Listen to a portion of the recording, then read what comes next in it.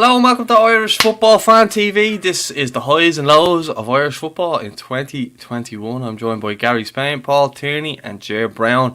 Fresh off a lovely Christmas. A quiet Christmas for everyone, I think we'll all agree, considering everything going on in the world at the moment. But we said we get on, we'll do like an end of the year kind of review of Irish football, the highs and lows. I suppose we'll go around the table here, kind of, even though it's not a table, it's more of a grid. But we'll go around and just kind of see what are your kind of highs and lows, and we'll go that way. If you're joining us in the comments, give us your highest points of the season, highest or lowest points of the season or the year, and we'll discuss them as well. So, Gary, I suppose I'll come to you.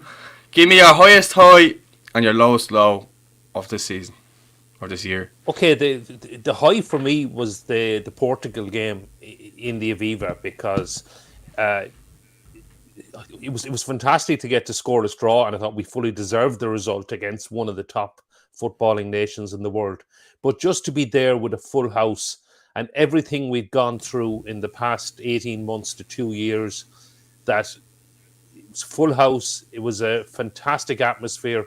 It was a great performance, and I was just buzzing that night, and that was the real high for me. Even though we didn't see any goals, I thought it was a great performance, great result. I mean, the lows, the obvious low, I think, is people are going to say Luxembourg, but I am going to say just there was 1 6-minute period in Andorra, which for me was the absolute lowest of the low. They went ahead in the 52nd minute of the game. So we were a goal down in the second half, and I was just looking around me and thinking, can it get any worse than this? I honestly believe, I don't think Stephen Kenny would have even gone to Hungary had we lost that game. But thankfully, we really upped it. We turned it around, and Troy Parrott got those couple of goals in a 4-minute spell. So I suppose that one was turned around. But so yeah, I would actually go for those 6 minutes in Andorra, which was even lower than losing at home to Luxembourg. Okay, Paul, I'll come to you, and then you can. Sorry, you can tell me. I'm just saying, Jer's gone on mute there. So yeah, Paul, you give us your highest high and your lowest low of this year. Yeah. Well, anyway, I'll start with the high, and maybe it's a bit of a weird one, but just because of the performance, I think the Qatar game, the 4-0 win, I know it was only a friendly, but fantastic performance. Obviously, Callum Robinson got a hat-trick as well. He was in fine form at that time as well.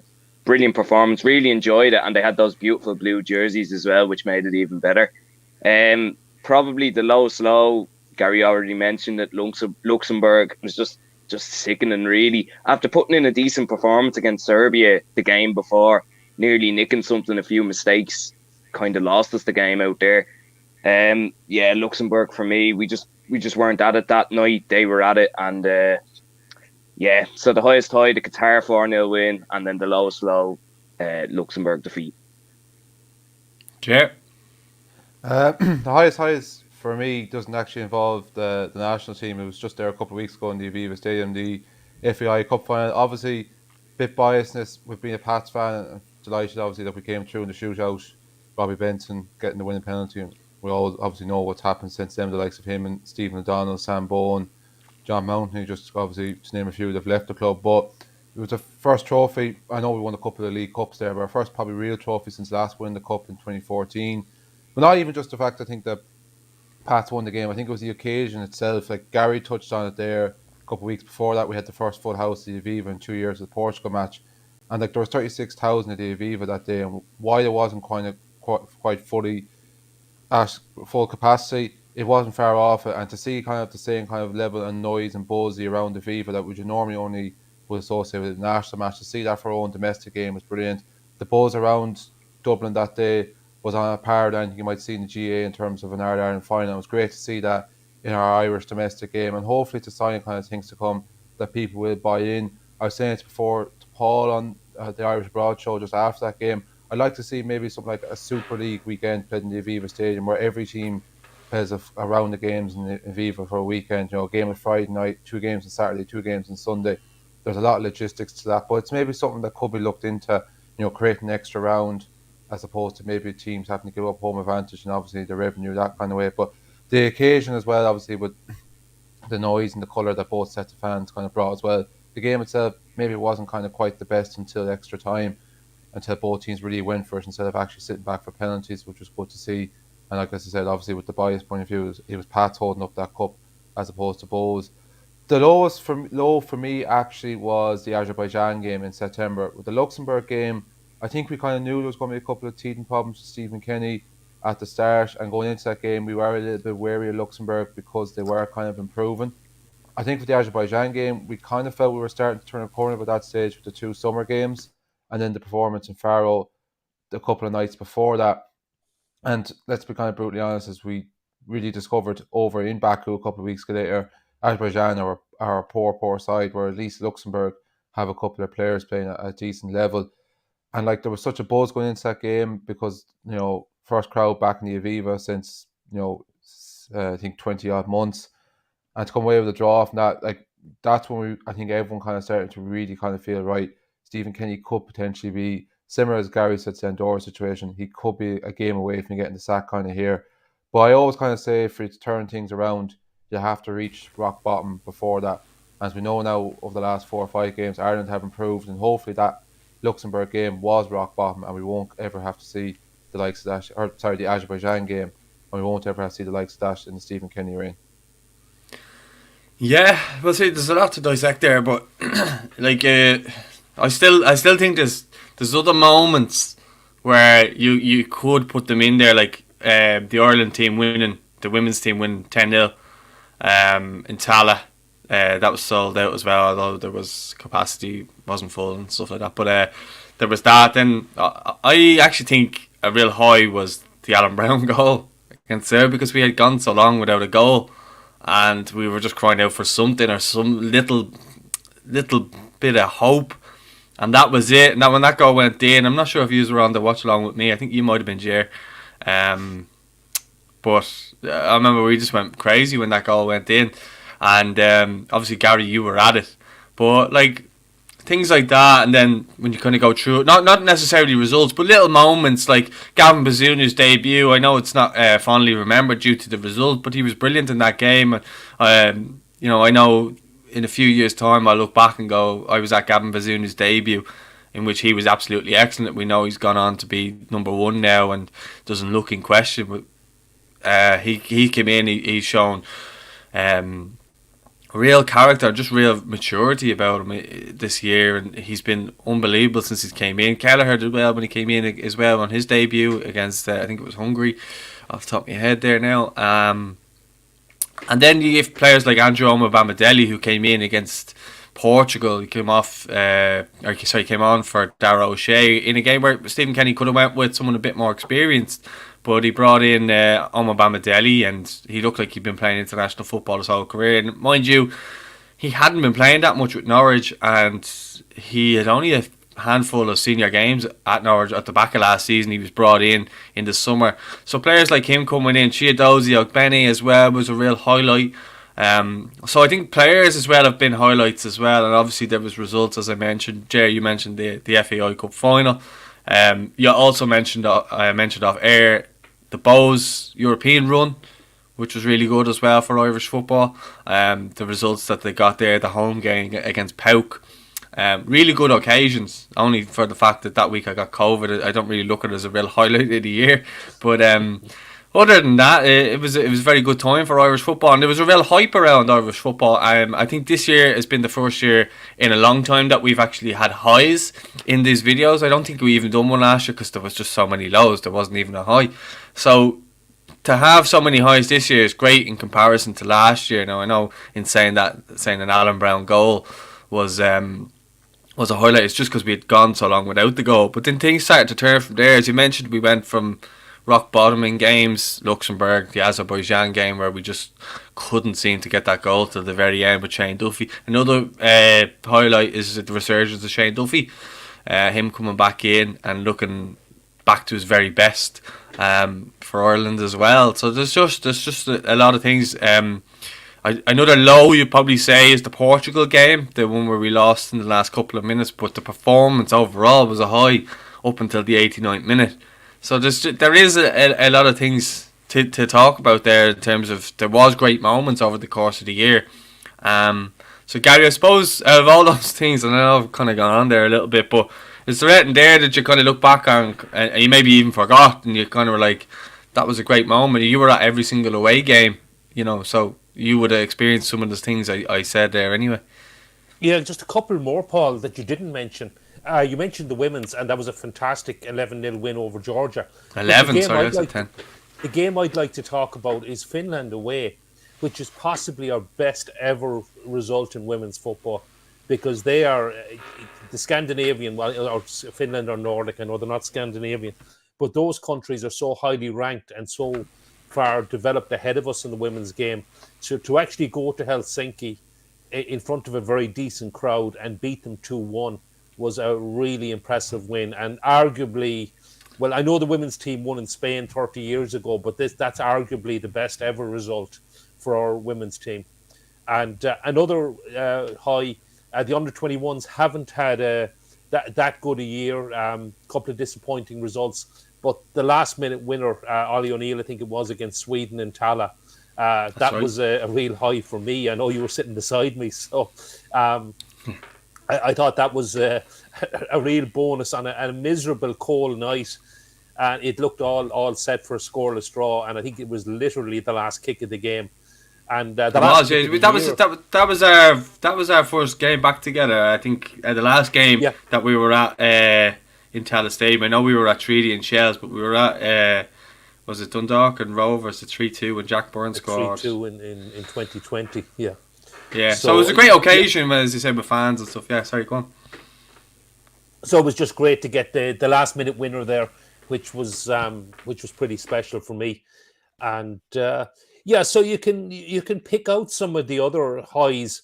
I mean, the lads have mentioned them. The performance probably in Baku as well, where we just totally dismantled Azerbaijan. I mean, it was 3-0. It could have been anything. I know we'd impressive wins. Qatar was an impressive home win as well. Luxembourg away probably took a bit of time. And another one to mention is probably the performance in Hungary, because Hungary are a decent side. It was their send-off game. They were hosting the Euros. And to go there and to fully deserve a scoreless draw. You mentioned it was Caoimhín Kelleher's debut because he got 45 minutes as well. But it was a game played as well in front of a capacity crowd. And it was the first time I'd experienced fans since the start of the pandemic. And to actually go, a full house, I mean, I know there was fans in Andorra, but only a few hundred. But a full house in Hungary, great atmosphere, and we played really, really well. And there were about 100 Irish fans there as well. And Ogbene made his debut in that game off the bench, didn't he? He played about 5 minutes off the bench, and I was disappointed when he came on so late, and I said he doesn't get a chance to impress. But in those 5 minutes, he made a real difference. And he's obviously my Limerick bias, obviously, but I'm a big fan of Dozie Ogbene. And he's really been to the manor born since he's joined the squad. But he played really well in those few minutes. And after that, he gave Stephen a very, very nice problem because he was another option. And I know he's since scored his first international goal and everything since then. But it's been great to see. So. Yeah, there's been quite a few highs. You mentioned Alan Brown's goal as well. I mean, I think we scored 20 goals this year in the end. So people, I suppose, forget that there was a goal-scoring issue. And I'd still like to see maybe a striker coming through. We've mentioned all the players that have come through. But it would be really nice if we could have a striker playing and scoring goals at highest level. And maybe the answer is, even though he hasn't kicked the ball in the Premier League yet, Evan Ferguson was on the bench again for Brighton last night. He's only 17, but they've really high hopes for him. We haven't given up on Troy Parrott yet either. Adam Ida is scoring he's scoring some goals for Norwich, but at least he's getting game time as well. So I think that's what I'd like to see for 2022 anyway. Yeah. I think, you obviously added more points there. Paul, maybe having your brain refreshed there from a polished year. Is there anything you want to speak about there, or is there anything that we maybe missed that you'd like to speak about in that time frame?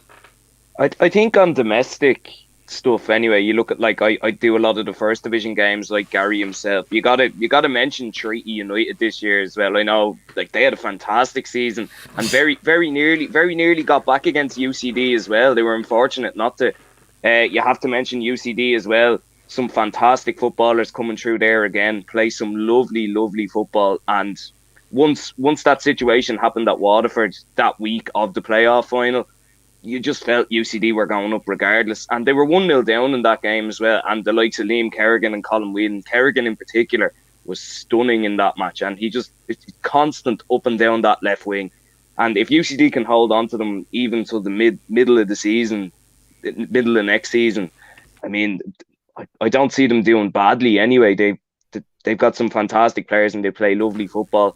I know Shells won the league, but even at the start, I didn't fancy UCD to go because I thought they conceded too many goals. But they sorted themselves out and look, some fine players there again. And as I said already, have to give credit to Treaty, their first season in it, and nearly pipped UCD in the end. Yeah, Gary, I suppose, do you want to say thanks? Thanks. It has been a great season for Treaty. I mean, to get senior football, I know I've talked about it on the show before, but 2020 was the first year since going back to 1937 we didn't have senior football in Limerick, and it was absolutely fantastic to get Treaty back, and Tommy Barrett did a superb job to even make the playoffs. And it was a bit of a disaster at home to UCD, losing 3-0. But as Paul said, very, very nearly pulled it back to go 2-0 up in Belfield. And only for that bloody ref. Well, I won't dwell on that. He's not. I saw you on Twitter. A lot of people did. Yeah. So, not like Gary to lose the head. You should see him driving down to Limerick. But anyway, go on, Gary. So so it has been a great season for Treaty, but hats off to UCD because they fully deserve the promotion, and they are actually a fantastic side to watch. If you want to go and watch football in the Premier Division as a neutral next year, UCD are really good to watch. They play football in the right way, and as Paul mentioned, they've got some fantastic attacking talent. I think they will hold on to Colin Whelan, and that's what I'm hearing, and Liam Kerrigan, and they're going to be great to watch next season. Yeah, well, Jer, I was coming to you, but we just had to give Treaty a little mention. You can't mention him without giving Gary his stage to talk about. But over that time frame, and we may be even forgotten, but maybe some of the things we touched on that you'd like to discuss in more detail. Just actually going back to Gary, just actually helped tee up a point that it's more low, I think, that I'm disappointed to see going to hit 2022. Gary touched on it, how great it was to have back a senior team back in Limerick, in another region in the southwest of Ireland. I'm annoyed that the FAI are not deciding to pursue with a 10 team of the first division next year. I think having 9 teams for me is just, I'm going to call it out, I think it's stupid. I think it's a missed opportunity to get another team in another region and promote the game at a domestic level and grow the game where football at that kind of route isn't kind of strong, and get people from, whether it's Kilkenny or Carlow or Mayo or Kilkenny, to get them watching live football as opposed to thinking watching English football and continental football on the TV is all that there is. So I think that's a missed opportunity once again from a marketing kind of point of view, and also means every weekend one team is going to be sitting idle and twiddling their thumbs with a bye.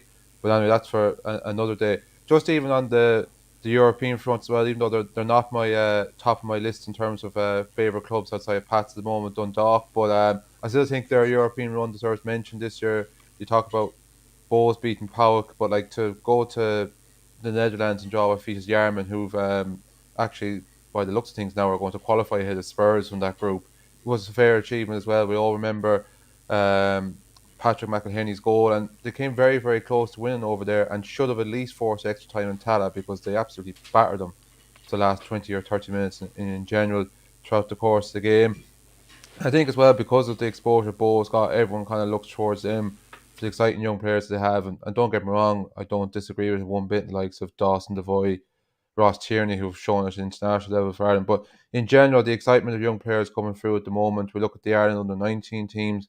I think that was another highlight this year. They're now into the elite round of qualifying for that tournament next summer. And the main man who's spearing their attack at the moment is Johnny Kenny at Sligo Rovers, who arguably is probably the most exciting prospect in the league. Only 18, 19 years of age, just done his leaving cert. You look at the same as well, Killian Phillips at Drogheda. Dara Burns as well, looking like he's in the middle of switching allegiances from the north down to ourselves. Had a brilliant breakthrough season at St. Pat's. Probably was the star of the show in the semi-final against Dundalk. So that was kind of another real encouragement, is the collective continuing growth of exciting young players in the league. I think you touched on there the UCD boys as well. Colin Whelan leading the line for the 21s, which is brilliant to see, and no two ways about it. I think he'll step up and be very, very encouraging in the Premier Division next year. I think that's kind of just kind of pretty much it. Like you touched on there with the women's team as well. It's great to see that they're in a healthy position to hopefully qualify for their first major tournament. And didn't actually realise until Gary said it there as well. 20 goals this year for the senior team. I know we played more games than last year because of COVID, but we scored 1 goal last year. I think as well Martin O'Neill and Roy Keane's last year, which was 2017, when we would have played a high level of games that year, we scored 4 goals. Don't ask what we scored in... Sorry, that was 2018, sorry. Don't ask what we scored in 2019, but I know in that qualifying campaign for the Euros, we were only scored, 7 or 8 goals. So to be reaching that height as well, considering we still don't consider ourselves having an out-and-out striker, I think is very, very encouraging. Yeah, well, I think with that, I think Callum Robinson, after the whole COVID saga, he really stepped up and he really emerged as that striker down the middle who's going to score us goals. I know maybe he's not doing the business for West Brom, but in that period, he did look dangerous at every opportunity. And I think himself and Ogbene and these types of players, they really scare teams with their pace. You mentioned before there as well, Gary, about strikers and stuff like that. I think if Aaron Connolly does go out on loan to Middlesbrough, like it seems like he's going to, and has a good season under Chris Wilder, or half a season, that could be just the kick on he needs and just that little bit of confidence that he needs, because from what I hear is that he's just so harsh on himself that if he misses a chance or something like that, he's just really hard on himself. And I think if he could lose that and maybe kind of, just like all good strikers, they don't tend to dwell on the missed opportunities. They miss one, they get on with it, and they try to score the next one. And I think that's what he needs to do to get to that next level. I think a lot of Irish fans don't seem to have any sort of like towards Connolly. I don't know why. I think he's our most dangerous attacker. I think he's, out of all our young strikers, he's the one who scored the most Premier League goals. I think that's a fact. So yeah, I think people should be a bit more on Connolly's side than against him. I mean, how do you want a player to do well for you if you're going against him the whole time and wanting him not to do well? It doesn't make any sense. But I think someone like him, but I think Robinson's that period in which he was scoring a lot of goals, I think he needs to add to that. I think he really needed to break that duck. I know he scored against New Zealand, but he really needed a couple of big performances, and I think he always wanted to play down the middle, and he got his opportunity, and in fairness to him, he took it. And I think even that picture of him with the fingers in the ears and just enjoying himself, I think that was one of the highs of the year, and I think that photo is one of the highs of the year as well. So I think that there is, in the first time in a long time, there's a lot of actual positivity to talk about, because we'd spoken before, everyone wanted Kenny out, well, not us obviously, but there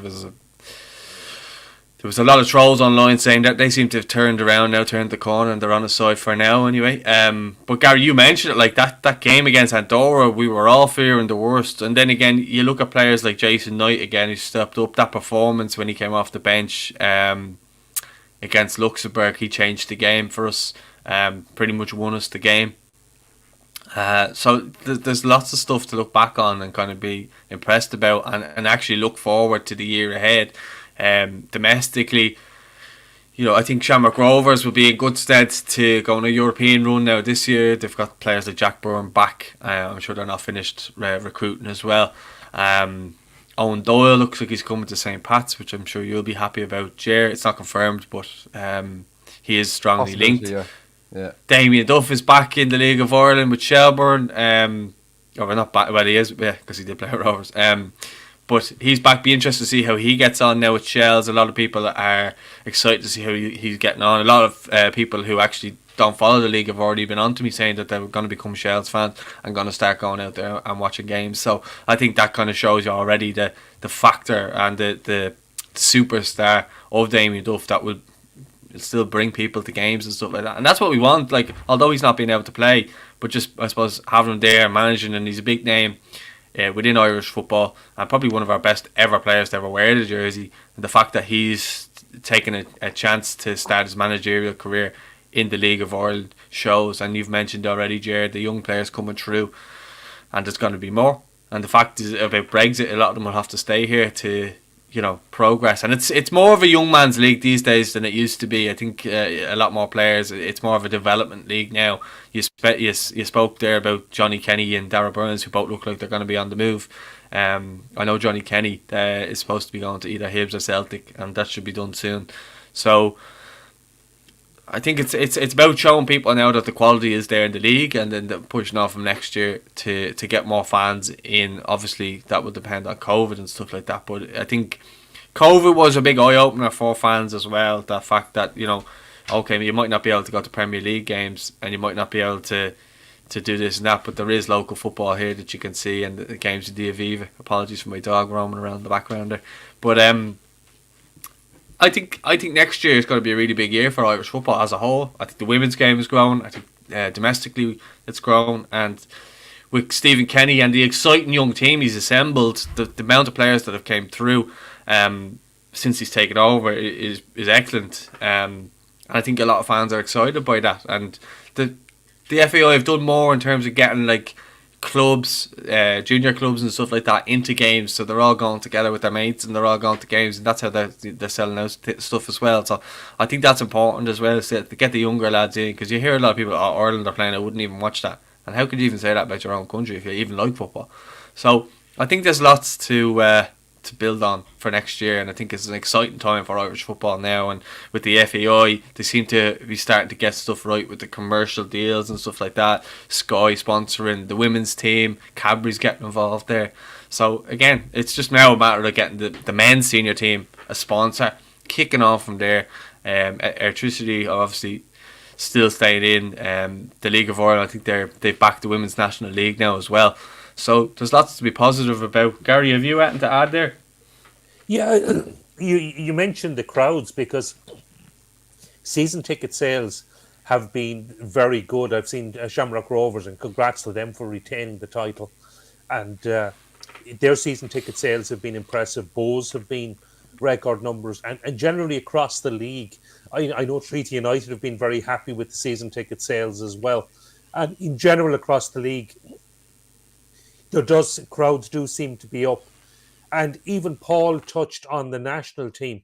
We sold out the Qatar game at home, a home friendly, and what was it? I think a Tuesday night in October. And I know the crowd was limited to 26,000, but a few years ago we wouldn't even have got half of that. And we actually sold out that game, which was really incredible to see. So stuff like that. You mentioned the crowds. It's going to be great to see.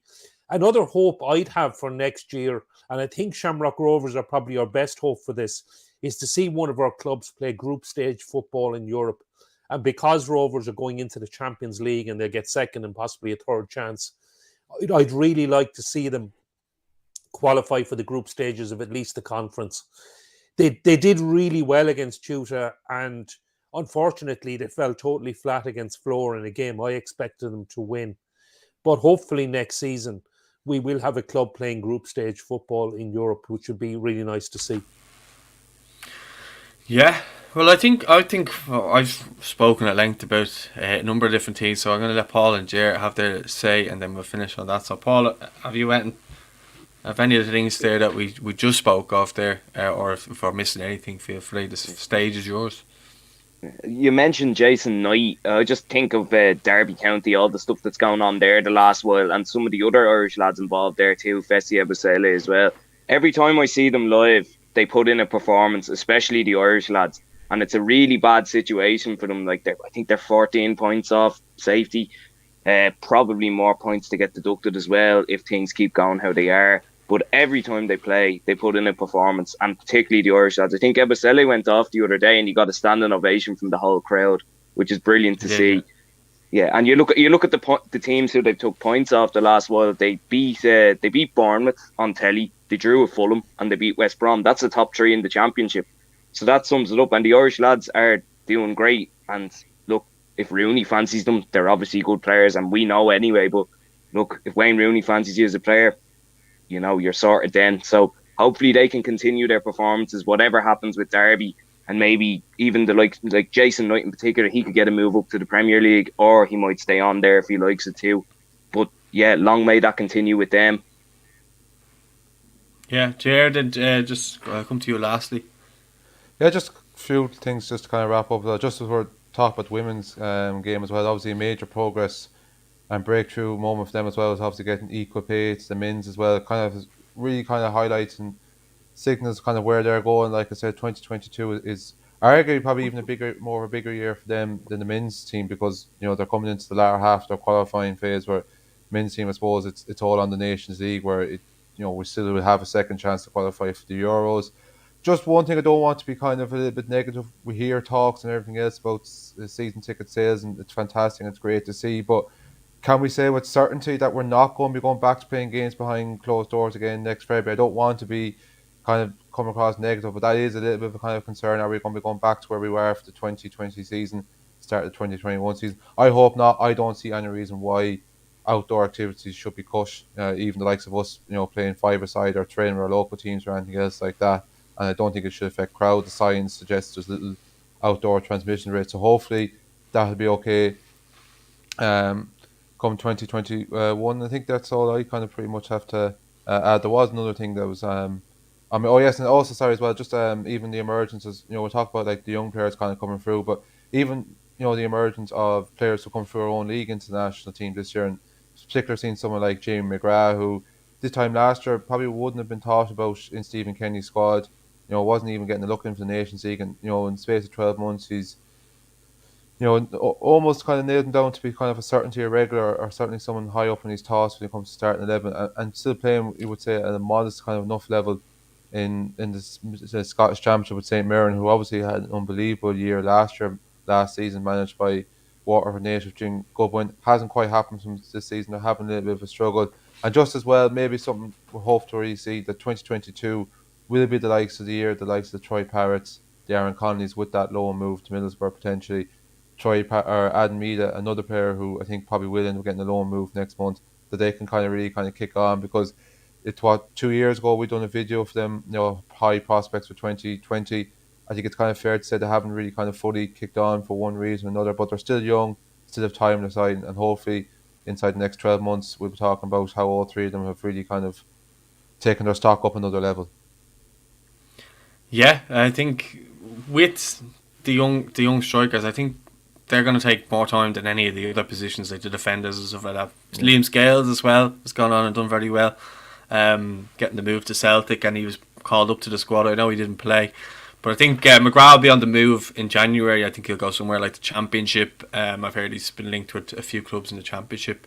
I think Middlesbrough were one as well again, and Birmingham and a few other clubs. So yeah, I think it's just about the right club for Jamie and the style of play, and I think he'll get in. I think he's been injured. There's been COVID cases going around St Mirren at the moment as well, so there's been all that kind of stuff going on at the minute. But I think he'll be back in January. I think he'll move from there. I think he's better off moving out of the St Mirren at this stage. Just actually another one on that, we talk about Middlesbrough with Chris Wilder being there as a manager, and they're in a much more healthier position in the table than Sheffield United. Could you see him possibly snooping in for the likes of Enda Stevens and John Egan in particular? Maybe not so much so Dave McGoldrick, given his latter stage of his career. I don't know. It depends on the money situation at Middlesbrough. Yeah. If you know, how much would Egan go for? How much would Stevens go for? And would Sheffield United try and hold out for a bit more because it is Wilder, their former manager, and that type of stuff? So there is that kind. I don't see them really leaving Sheffield United. They seem quite happy there. So I just don't see it. If it happens, great. But if it doesn't, I wouldn't get hung up about it. I still think John Egan, he should be, according to Stephen Kenny, he should be playing Champions League football. But He should be playing Premier League football at the very least, in Yeah. my opinion. I think he's an excellent defender. He's proven that with Ireland. Had a bit of a late run in his career because through injuries and a number of other things, but has shown when he's been up there, and when he went up with Sheffield United, he was excellent. Same with Enda Stevens. The only thing I would say about Enda is maybe age isn't on his side for maybe a Premier League move, and I think he will probably stay with Sheffield United for the next while at least. Yeah, so I think we'll leave it at that, and let us know your thoughts in the comments. And was there anything we forgot? Maybe it was just something we've forgotten, and you're screaming at the camera. I think Gary has Gary? one last point. Yeah, just one small thing, Paul, and it's actually Shells, because they won the Women's National League on a dramatic last day. And I was gutted for Peamount, actually, to be honest, but fair play to Galway as well, who played out of their skins, and the Shells winning it on the last day, and then to Wexford and Kylie Murphy winning the FAI Cup. So they were two great days for women's football domestically. Just one more thing as well. I think we forgot to mention Josh Cullen at Anderlecht and with Ireland as well. He's been stunning. He plays week in, week out, 90 minutes. So look, that has to be mentioned too. And playing in at a very decent Belgian level as well. Like, and Anderlecht are starting to come back a little bit. So yeah, Josh Cullen has to be mentioned. He's been brilliant for Ireland as well. Yeah, and Elbouzedi as well. I think the two of them gone over to the countries that probably we wouldn't associate Irish players to go over and do quite well. We know Zach finished pretty much level on top there. Sorry again, the dog's acting the maggot here, but that's live TV for you. Yeah, he went over there, and obviously AIK finished level on points, but lost out on goal difference on the final day of the season to Malmo. But I think it went over and showed what he could do. I think there's much more from him to come. And yeah, Josh Cullen coming in and being the number 6 and being I suppose he's made that position his own now as well. And we were kind of speaking around this time last year, or just before Christmas, about him getting into the team and maybe making it his own. We did a podcast with him, and he's gone on and done exactly that. And he's played, I think, every game for Vincent Kompany this season. I'm pretty sure I saw a stat there the other week about that.